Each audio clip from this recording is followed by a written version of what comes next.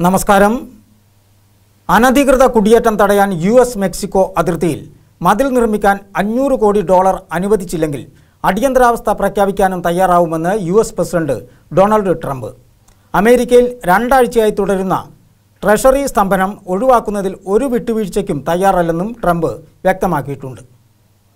Mexico മതിലിന് പണം അനുവദിച്ചില്ലെങ്കിൽ വർഷങ്ങളോളം ട്രഷറി നിയന്ത്രണം നടപ്പിലാക്കാൻ മടിക്കില്ലെന്നാണ് ട്രംപിൻ്റെ നിലപാട്. സ്തംഭനം നീക്കുന്ന കാര്യം ചർച്ച ചെയ്യാൻ ട്രംപുമായി മുതിർന്ന ഡെമോക്രാറ്റ് നേതാക്കൾ നടത്തിയ ചർച്ച പരാജയപ്പെട്ടിരുന്നു. ഡെമോക്രാറ്റുകൾക്ക് ഭൂരിപക്ഷമുള്ള പുതിയ ജനപ്രതിനിധി സഭ മെക്സിക്കൻ മതിലിനെ എതിർത്തു വരികയാണ്. തനിക്ക് രാജ്യത്തിൻ്റെ സുരക്ഷയാണ് വലുതെന്നും മെക്സിക്കൻ മതിൽ നിർമ്മാണ ഫണ്ട് ലഭിക്കാതെ ഒരു ബില്ലിലും ഒപ്പിടില്ലെന്നും ട്രംപ് നിലപാടെടുത്തിട്ടുണ്ട്. ഇതോടെ ഭാഗികമായ ട്രഷറി സ്തംഭനം തുടരുമെന്ന് ഉറപ്പായി. 8 ലക്ഷം പേർക്ക് ഡിസംബർ 22 മുതൽ ശമ്പളം കിട്ടിയിട്ടില്ല. തൻ്റെ പദ്ധതിക്ക് ഡെമോക്രാറ്റുകൾ തടസ്സം നിന്നാൽ ഗവൺമെൻറ് സ്തംഭിപ്പിക്കുമെന്നും സ്തംഭനം ഒരുപക്ഷെ വർഷങ്ങൾ നീണ്ടു നിൽക്കുമെന്നും ട്രംപ് ഭീഷണി മുഴക്കി. താൻ അതിന് തയ്യാറെടുത്തു കഴിഞ്ഞെന്നും ട്രംപ് പറഞ്ഞു.